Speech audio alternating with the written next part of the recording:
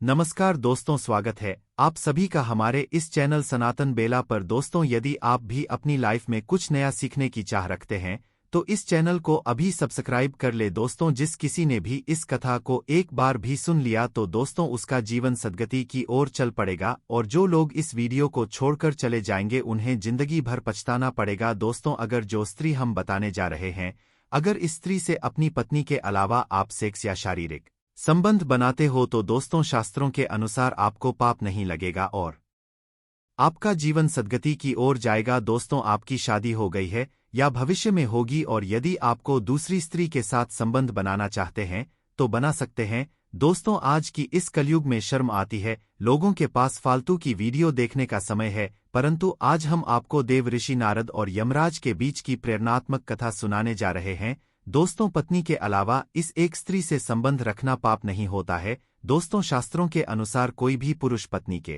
अलावा इस एक स्त्री से शारीरिक संबंध बना सकता है। दोस्तों, एक बार देवर्षि नारद नारायण नारायण का जाप करते हुए अंतरिक्ष के मार्ग से यमलोक पहुंच जाते हैं। नारायण नारायण नारायण नारायण नारायण। दोस्तों, यमलोक के देवता यमराज विशाल का सिंहासन पर विराजमान होते हैं, उनके पास चित्रगुप्त बैठे हुए होते हैं। तभी देवर्षि नारद उस स्थान पर पहुंच जाते हैं। देवर्षि नारद को आता देख यमराज उनका स्वागत करते हैं और उन्हें प्रणाम करते हुए कहने लगता है, दोस्तों देवर्षि, आपके आगमन से यमपुरी धन्य हुई है। देवर्षि नारद कहते हैं, हे मृत्यु और न्याय के देवता यमराज, आपको प्रणाम है। यमराज कहते हैं, अवश्य ही कोई महत्वपूर्ण कारण होगा, कृपया आप हमें बताने की कृपा करें कि आप किस प्रयोजन से आज यमपुरी आए हैं। तब नारद जी कहते हैं, हे धर्मराज, आप मृत्यु और न्याय के देवता हैं, तीनों लोकन के प्राणियों को उनके कर्मों के अनुसार दंड देने का कार्य आप करते हैं।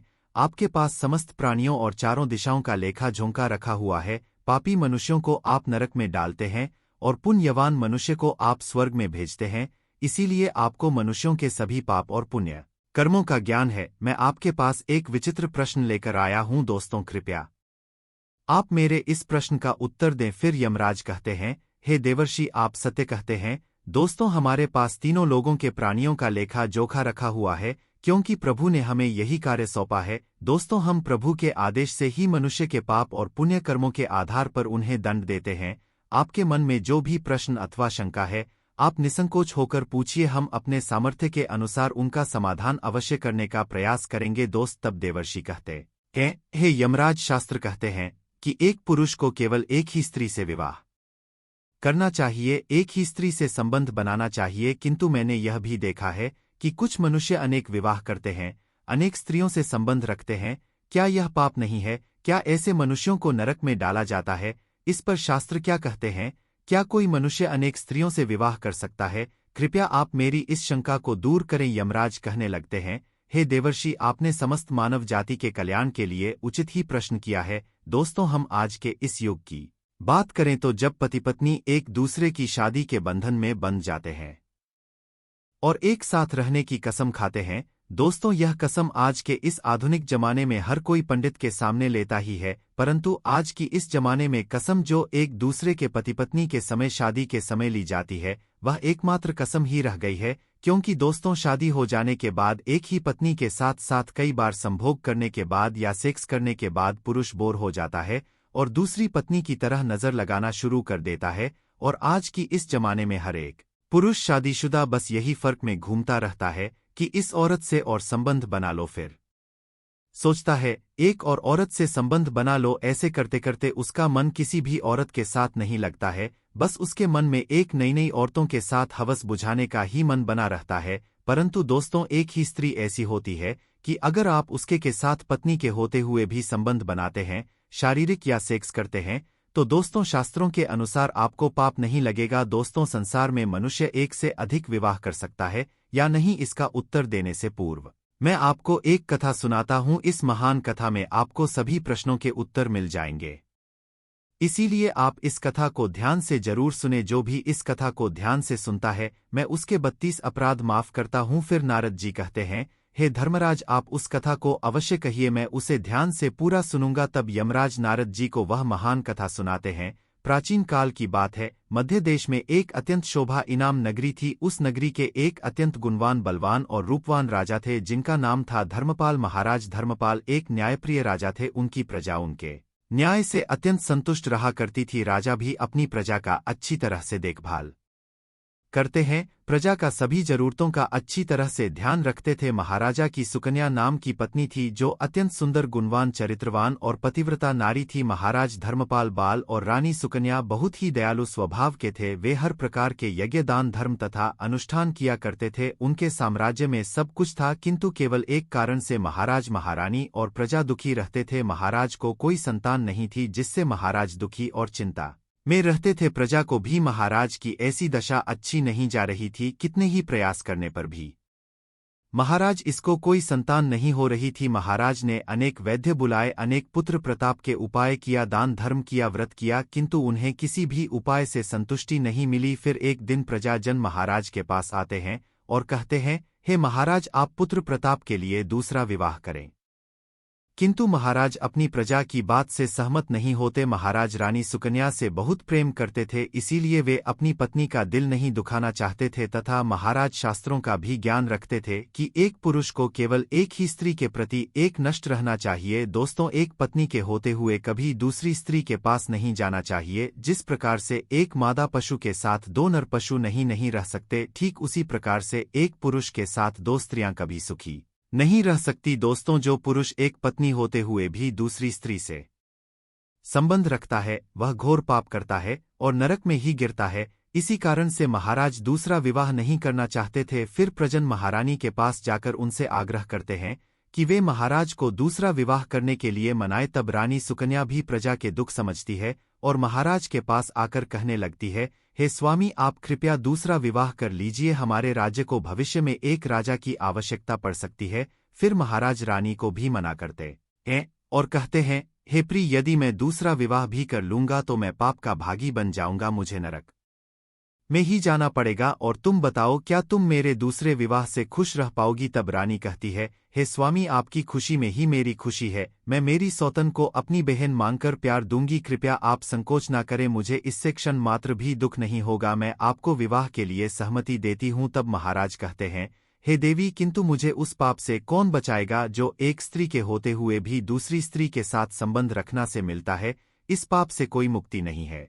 मैं ऐसा घर अनर्थ नहीं करना चाहता। उधर स्वर्ग लोक से महाराज के सभी पूर्वज इस घटनाक्रम को देख रहे होते हैं। वे अपने पुत्र के ऐसे व्यवहार से यंत दुखी हो जाते हैं। यदि महाराज को पुत्र नहीं होगा तो कुल का विनाश हो जाएगा। इसी भाई से सभी पूर्वज बहुत दुखी हो जाते हैं। फिर एक दिन सभी पूर्वज महाराज के सपने में आकर उन्हें दर्शन देते हैं और कहते हैं, हे पुत्र, तुम्हारे कारण हमारी दुर्गति हो रही है, हमारे कुल का विनाश हो रहा है। तब महाराज अपने पूर्वजों से कहते हैं, हे महात्माओं, मैंने ऐसा कौन सा पाप किया जो आप सभी इतने दुखी हुए हैं? आपकी आत्मा की शांति के लिए जो भी उपाय हो वह मैं अवश्य यही करूंगा। तभी वे पूर्वज कहने लगते हैं, हे पुत्र, हमारी मुक्ति का एक ही उपाय है, वह है तुम्हारी संतान। यदि तुम पुत्र को जन्म नहीं दोगे तो तुम्हारे साथ साथ हमें भी नरक में जाना पड़ेगा। हमारा संपूर्ण कुल और वंश नष्ट हो जाएगा। इसीलिए है पुत्र, हम तुमसे विनती करते हैं कि तुम दूसरा विवाह करो। पुत्र के बिना मनुष्य को सद्गति प्राप्त नहीं होती है। पुत्र ही अपने माता पिता का उद्धार करता है, उन्हें मोक्ष दिलाता है। जब वह श्राद्ध करता है तो हमारे पाप नष्ट हो जाते हैं। जब वह पृथ्वी लोक पर दान धर्म करता है तो हमें स्वर्ग लोक में भोजन की प्राप्ति होती है। इसीलिए हे पुत्र, तुम शीघ्र ही पुत्र की प्राप्ति के लिए कोई उपाय करो। अपने पितरों की बात सुनकर भी महाराज दूसरा विवाह करने के लिए तैयार नहीं होते हैं। फिर सभी मित्रगण दुखी होकर यमराज के पास जाते हैं और उनसे विनती करते हुए कहते हैं, हे धर्मराज, कृपया हमारे कुल की रक्षा कीजिए। हमारे पुत्र की कोई संतान नहीं है और संतान के बिना हमारा कुल नष्ट हो जाएगा। कृपया आप हमारे पुत्र को दूसरा विवाह करने की आज्ञा दे। फिर यमराज कहते हैं, हे महात्माओं, मैं अवश्य ही तुम्हारे पुत्र को समझाऊं और उसे पुत्र प्राप्त करने के लिए प्रेरित करूंगा। ऐसा कर यमराज पृथ्वी लोक पर आते हैं। हो जय जय जय बजरंग बली, जय जय जय बजरंग बली। दोस्तों, बोलो जय जय बजरंग बली की जय हो। हे बजरंग बली जी, जो भी भक्त इस वीडियो को देख रहा है उसके घर में सुख समृद्धि आए, उसके घर में कोई भी परेशानी नहीं आए और पूरा परिवार सुख शांति से अपना जीवन यापन करें। दोस्तों, अगर तुम में से कोई जय जय बजरंग बली जी को मानता है तो अगर सच में ही भक्त हैं, आप इस वीडियो को लाइक कर नीचे कमेंट बॉक्स में एक बार जय जय बजरंगबली लिख देना है।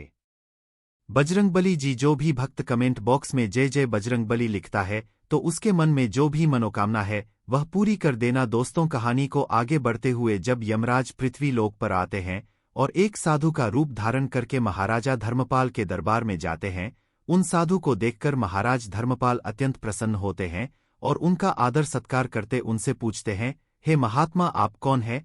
किस प्रयोजन से आप हमारे इस राज्य में पधारे हैं? आपके मुखमंडल का तेज देखकर यह प्रतीत होता है कि आप अवश्य ही कोई बड़े तपस्वी है। तब वह साधु उस राजा से कहते हैं, हे वत्स, मैं साक्षात यमराज हूँ। तुम्हारे पूर्वजों के द्वारा प्रार्थना करने पर ही मैं स्वयं तुमसे मिलने के लिए आया हूँ। वह साधु महाराज से कहते हैं, हे वत्स, तुमने अपने पूर्वजों को रुष्ट कर दिया है, जिससे तुम्हारा सारा साम्राज्य नष्ट हो जाएगा। पुत्र के बिना तुम्हारी दुर्गति हो जाएगी, तुम्हें कभी मोक्ष की प्राप्ति नहीं होगी। शास्त्र कहते हैं कि मनुष्य को मोक्ष प्राप्ति के लिए पुत्र को जन्म अवश्य देना चाहिए। फिर महाराज कहते हैं, हे धर्मराज, मैं विवश हूं, मैं दूसरा विवाह करके पाप का भागीदार नहीं बनना चाहता। इससे अच्छा है कि मैं पुत्रहीन होकर जीवन व्यतीत करूं। यमराज कहते हैं, हे वत्स, तुम्हारे न्यायप्रिय आचरण से और अपनी पत्नी के प्रति एक निष्ठा को देखकर मैं अत्यंत प्रसन्न हूं। किंतु है धर्मपाल, एक मनुष्य दूसरा विवाह अवश्य कर सकता है, इसमें कोई पाप नहीं है। यदि किसी पुरुष की पत्नी उसके दूसरे विवाह के लिए सहमति देती है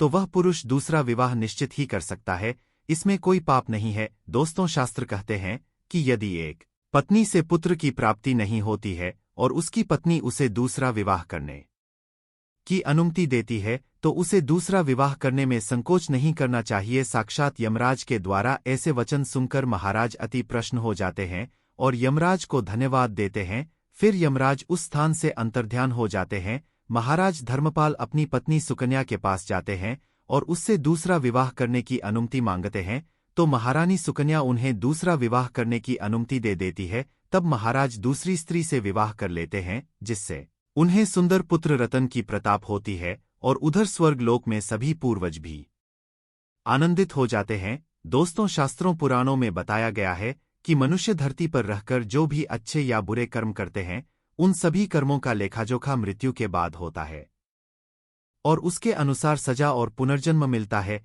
ईश्वर की दृष्टि में जो अच्छे कर्म यानी आपके काम होते हैं उसे पुण्य कहा जाता है और जो बुरे कर्म होते हैं उन्हें पाप कहा जाता है। पुराणों में कई अच्छे और बुरे कर्मों के बारे में बताया गया है। गरुड़ पुराण और क उपनिषद में तो यह भी बताया गया है कि मनुष्य को अपने पाप कर्मों के कारण मृत्यु के बाद अलग अलग तरह के पापों के लिए कौन कौन सी अलग सजाएं दी जाती हैं। गरुड़ पुराण में उल्लेख मिलता है कि मनुष्य धरती पर जो कुछ भी पाप करता है उन सभी पापों की अलग अलग सजा बारी बारी से मिलती है। यम के न्याय में किसी भी पाप की सजा से बचा नहीं जा सकता है। दोस्तों, गरुड़ पुराण में बताया गया है कि परस्त्री पुरुष संबंध रखने वाले को लोहे के गर्म सलाखों को आलिंगन करवाया जाता है। जो पुरुष अपने गोत्र की स्त्री से संबंध बनाता है उसे नरक की यातना भोग कर लकड़बग अथवा शाही के रूप में जन्म लेना पड़ता है। दोस्तों, कुंवारी अथवा अल्पायु कन्या से संबंध बनाने वाले को नरक की घोर यातना सहने के बाद अजगर योनि में आकर जन्म लेना पड़ता है। जो व्यक्ति काम भावना से पीड़ित होकर गुरु की पत्नी का मान भंग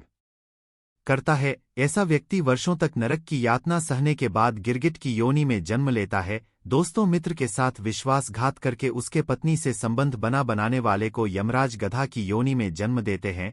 लेकिन व्यभिचार और धोखा देने से भी बड़ा एक पाप है जिसकी सजा कठोर है। महाभारत के समय एक व्यक्ति ने ऐसा पाप किया था, लेकिन आजकल बहुत से लोग ऐसे पाप करने लगे हैं। जानिए वह पाप क्या है और इसकी सजा क्या है। दोस्तों, भगवान श्री कृष्ण ने दृष्टि में जो सबसे बड़ा पाप है वह है भ्रूण हत्या। महाभारत युद्ध समाप्त होने के बाद जब द्रोणाचार्य के पुत्र अश्वत्थामा ने उत्तरा के गर्भ में पड़ रहे बालक परीक्षित पर ब्रह्मास्त्र का प्रयोग करके उसकी हत्या कर दी, तब भगवान श्री कृष्ण सबसे अधिक क्रोधित हुए था। दोस्तों, श्री कृष्ण ने उस समय ही यह घोषणा कर दी थी कि अश्वत्थामा का पाप सबसे बड़ा पाप है, क्योंकि उसने एक अजन्मे बालक की हत्या की थी। श्री कृष्ण ने इस पाप की सजा स्वयं अश्वत्थामा को दी थी। दोस्तों, श्री कृष्ण ने अश्वत्थामा के सिर पर लगा चिंतामण रत्न छीन लिया और शाप दिया कि तुमने जन्म तो देखा है लेकिन मृत्यु को नहीं देख पाओगे, यानी जब तक सृष्टि रहेगी तुम धरती पर जीवित रहोगे और कष्ट प्राप्त करोगे। दोस्तों, भ्रूण की हत्या करने वाले के लिए सबसे कठोर सजा निर्धारित है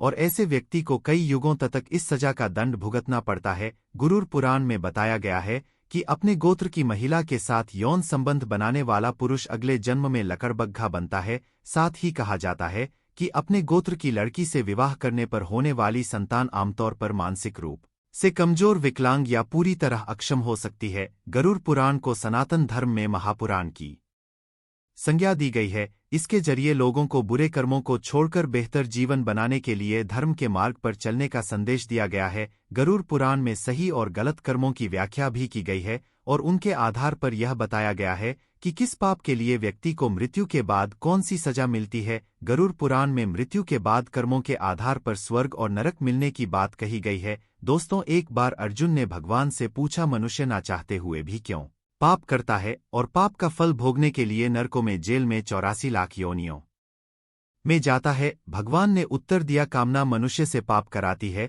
और कामना से उत्पन्न होने वाला क्रोध और लोभ यही मनुष्य को पाप में लगाते हैं और पाप से दुखी होता है, दुर्गति में जाता है। दोस्तों, मनुष्य के मन में, इंद्रियों में, बुद्धि में, अहम में और विश्व में कामना का वास होता है। कामना ही मनुष्य की बैरी है, पतन का कारण है। ज्ञान रूपी तलवार से इसका भेदन करना चाहिए। मनुष्य के कर्म बंधन का कारण बनते हैं, लेकिन वही कर्म दूसरों के हित के लिए किए जाते हैं तो मुक्त करने वाले बन जाते हैं। अपने लिए करें, स्वार्थ से करें, कामना से करें तो वही कर्म बंधन है, आफत है, भोग है। और दूसरों के लिए करें, निष्काम भाव से करें, प्रेम से करें तो वही कर्म मुक्ति का, आनंद का, योग का कारण बनते हैं। दोस्तों, दूसरों के लिए कर्म करना ही यज्ञ है। गीता में अनेक प्रकार के यज्ञ बताए गए हैं।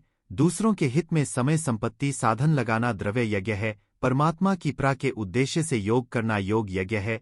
इंद्रियों का संयम करना संयम यज्ञ है। भगवान के शरण होना भक्ति यज्ञ है। शरीर से असंग हो जाना, अपने आप को जानना ज्ञान यज्ञ है, जो सारे यज्ञों में सर्वश्रेष्ठ है। दोस्तों, क्योंकि इससे सब कर सकते हैं और इसमें कोई खर्चा भी नहीं है। यह मुक्ति का सीधा मार्ग है। सत्संग से जो विवेक प्राप्त होता है वो विवेक ही इस यज्ञ की सामग्री है। श्रद्ध, उत्कर्ष, अभिलाष, इंद्रिय संयम इस यज्ञ के उपकरण है। हमें ज्ञान यज्ञ में अपनी कामनाओं की आहुति डालकर जीवन मुक्ति का फल प्राप्त करना है।